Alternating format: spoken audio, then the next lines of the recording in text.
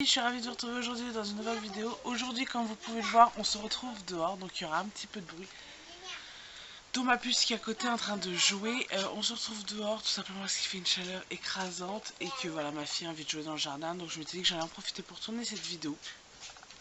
Donc je suis désolée pour ma face si je brille, je ne suis pas du tout maquillée, il fait 38 degrés, donc vous vous doutez bien que j'ai pas du tout envie de me maquiller. Là il y a un petit vent, ça fait juste du bien, donc je me suis dit qu'on allait profiter de ce beau temps et de cette chaleur pour qu'on revienne. Pour que je vous parle de ma 36 et 37e semaine de grossesse, puisque là j'arrive dans ma 39e, voilà, tout simplement. Je voulais vous la faire rapidement dans le sens où il faut que je vous la poste aussi rapidement pour être quand même un maximum à jour. Donc, pour le bilan 36 et 37e semaine de grossesse, ça va se terminer dans le sens où maintenant je pense que je vous ferai semaine par semaine. Puisque voilà, là je rentre dans la 39e semaine, il ne me reste plus qu'on va dire 3 semaines entre guillemets, 2 semaines et demie. Si je veux à terme, je vais vous expliquer pourquoi. Donc je vous expliquerai semaine par semaine, à moins que je continue toutes les 2 semaines, mais je pense que ce sera plus simple pour vous de suivre la fin de ma grossesse qui approche, que je vous raconte semaine par semaine plutôt que toutes les 2 semaines. On va commencer par les choses qui sont pas terribles durant ces 2 semaines qui sont arrivées. On va dire que il y a eu la canicule qu'on a actuellement, donc ça a été un petit peu un passage un peu à vide, dans le où voilà, franchement ces 2 semaines-là ont été difficiles. Moralement, physiquement, j'ai été à bout, clairement j'ai fait un peu un baby blues, mais vraiment on va dire avant même d'accoucher. J'ai été vraiment à bout moralement, j'en pouvais plus, j'avais plus du tout de patience. Ma fille pendant ces 2 semaines-là, dont la 37e surtout, a été relativement difficile puisqu'il a fait très très chaud, donc elle ne dormait plus la journée, elle ne s'alimentait presque plus puisqu'elle n'avait presque pas faim. Enfin voilà, il s'est passé un tas de choses qui fait que ça a été vraiment difficile et vraiment j'avais plus du tout de patience, j'ai vraiment été très fatiguée, j'ai beaucoup de mal avec cette chaleur, faut l'avouer vraiment. Être enceinte à la fin, à terme presque, avec une chaleur écrasante comme on a là, c'est difficile honnêtement. C'est vraiment compliqué. Baisse de tension, parce que j'ai eu un rendez-vous avec ma sage-femme. J'ai fait une énorme baisse de tension, puisque généralement j'ai une tension de 13, 8, 14, et j'étais descendue presque à 10. Donc voilà, j'étais vraiment... mon corps n'en pouvait vraiment plus, il m'a vraiment fait comprendre que... Excusez-moi, je suis très chaud. Il m'a vraiment fait comprendre qu'il était à bout, voilà, que c'était plus possible. Donc voilà, j'ai essayé de me reposer. J'ai essayé de me reposer un maximum. Vous l'avez pas trop vu parce que vous avez eu pas mal de vlogs qui ont été tournés quand même récemment.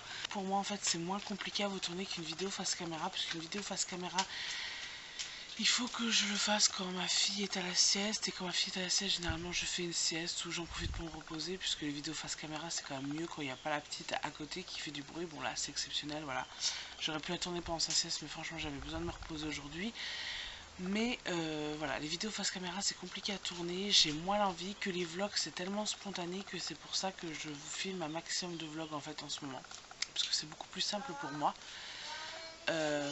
Mais voilà, donc j'avais une baisse de tension, j'essaie de moins le faire ressortir dans la vidéo, mais franchement j'étais très très très fatiguée, très très mal.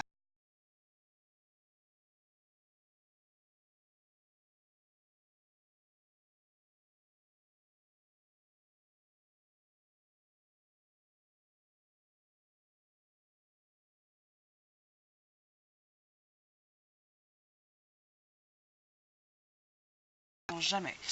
J'ai eu mon rendez-vous sage-femme, donc j'avais rendez-vous le mardi. Parce que ça faisait des semaines qu'on me parlait de me déclencher. Par rapport à mon diabète gestationnel, parce que je fais du diabète gestationnel, et par rapport à la prise de poids de ma fille. Donc au cours de cette 37e semaine, je peux vous dire que ma fille pèse 3,5 kg et quelques grammes près, mais ça pour l'instant c'est pas utile dans le sens où c'est qu'une estimation et qu'ils peuvent estimer qu'à 15% de la réalité, vous saurez son poids final quand elle naîtra. Donc du coup voilà, donc au vu de son poids de 3,5 kg à 36 semaines et demie quand j'ai fait le rendez-vous, et mon diabète, ils m'ont dit on va vous déclencher. Donc j'avais rendez-vous le mardi de la semaine dernière pour qu'on puisse me faire un monitoring pour voir si j'avais des contractions. et de toute façon en fin de grossesse on fait régulièrement des monitorings, hein, et qu'on parle de la date de déclenchement. Donc pour vous dire votre date de déclenchement, puisque c'est pas moi qui va le prendre, c'est le gynécologue de la maternité, vous allez accoucher. Donc le gynécologue de la maternité, je l'avais rencontré le jour où j'avais rencontré l'anesthésiste en fait, tout simplement. Et donc du coup, c'était avec lui qu'on devait faire la date de déclenchement. Donc pas de souci, je vais à ce rendez-vous. On me fait un monitoring, des toutes petites contractions, vraiment infimes. Elles montaient à peine à 20. Donc c'est vraiment des petites contractions pour celles qui savent ce que c'est. C'est vraiment des petites contractions. Et elle me dit, après le monitoring, le gynécologue viendra vous voir. Donc il rentre, tout ça, et il me dit, parce que me dit, t'es mis à tes soins, mon cœur. À tes amours, mon amour. Était quand même relativement bonne, puisque j'ai toujours de l'insuline le matin. Il me dit, elles sont quand même bonnes, mais un petit peu un chouïa irrégulière, on va passer aux unités 6. Et je lui dis, d'accord, mais au niveau de mon déclenchement, comment ça se passe? Il me dit, j'ai plus envie de vous déclencher.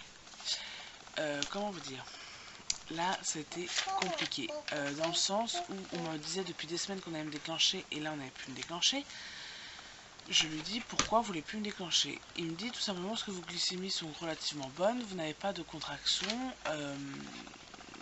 bébé continue à grossir quand même, mais correctement, voilà. Donc nous on veut plus vous déclencher. Moi je lui dis écoutez, c'est très bien, mais ma fille est estimée à ce même poids à ce stade, elle est sortie avec plus de 4 kg, donc il y a des risques. Il m'a fait l'estimation.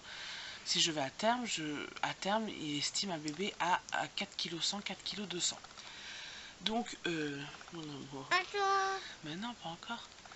Donc, du coup, je lui dis, moi, il est hors de question que j'accouche une deuxième fois d'un bébé de 4 kg, tout simplement parce que ça m'a traumatisé mon accouchement, que ça va être difficile, que ça a été dur, que je ne veux pas refaire un bébé de 4 kg, que c'est difficile à sortir, que c'est douloureux. Donc, je lui dis, je ne veux pas refaire un bébé de 4 kg. Me répond qu'avec la péridurale, on le sent beaucoup moins. Pour moi, la péridurale, on me l'a posée et qu'elle a pratiquement pas marché. Donc voilà, je vais pas me fier à ça. Donc j'étais vraiment dégoûtée et au fur et à mesure de la conversation, au bout d'un moment, je me suis mise à pleurer. Je me suis mise à pleurer tout simplement au moment où il a voulu que je lui explique mon accouchement, et de reparler de mon accouchement avec les hormones de grossesse et tout ça, ça a été dur parce que voilà, je voulais expliquer à mon accouchement, j'ai eu la ventouse, j'ai eu l'épisio, mais j'ai quand même été déchirée, la péridurale n'a pratiquement pas fonctionné. Donc franchement ça a été compliqué. En fait lui réexpliquer, je me suis mise en fait à pleurer énormément. Et là il me dit puisque c'est ça, il me dit ne pleurez pas, calmez-vous. Mais non, pas encore. Il me dit ne pleurez pas, calmez-vous, appelez-vous la semaine prochaine, donc qui est demain pour moi, à l'heure où je vous filme cette vidéo, mais à l'heure où vous la verrez, j'aurai déjà eu mon rendez-vous. Et il me dit on reparlera du déclenchement si je souhaite ou pas vous déclencher.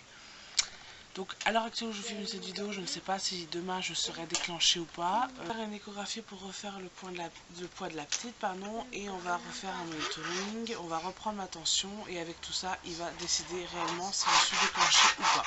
Là, je croise juste les doigts pour être déclenchée, puisque moi, je ne veux pas aller à terme et faire un gros bébé. Là, j'estime que même si elle fait... un exemple, on va dire là 3 kg 700, je trouve que c'est bien, ce sera moins douloureux qu'un bébé qui fasse 4 kg que 4 kg 200. Donc voilà, donc là j'espère être déclenchée, donc voilà. Sinon pour cette 36 et 37e semaine, je crois qu'on a fait le tour, honnêtement, il ne s'est pas passé plus, malgré voilà, que c'est difficile avec la chaleur. N'hésitez pas à me dire si vous êtes également enceinte pendant cette canicule. Et si c'est le cas, je vous souhaite énormément de courage parce que c'est énormément difficile, franchement, c'est vraiment très dur, là c'est très compliqué avec cette chaleur. Je suis désolée, j'ai vu pendant tout le long de la vidéo que ma caméra avait du mal à focuser, donc je vous fais des très gros bisous et je vous dis à très bientôt pour la vidéo de la 38e semaine. Bisous.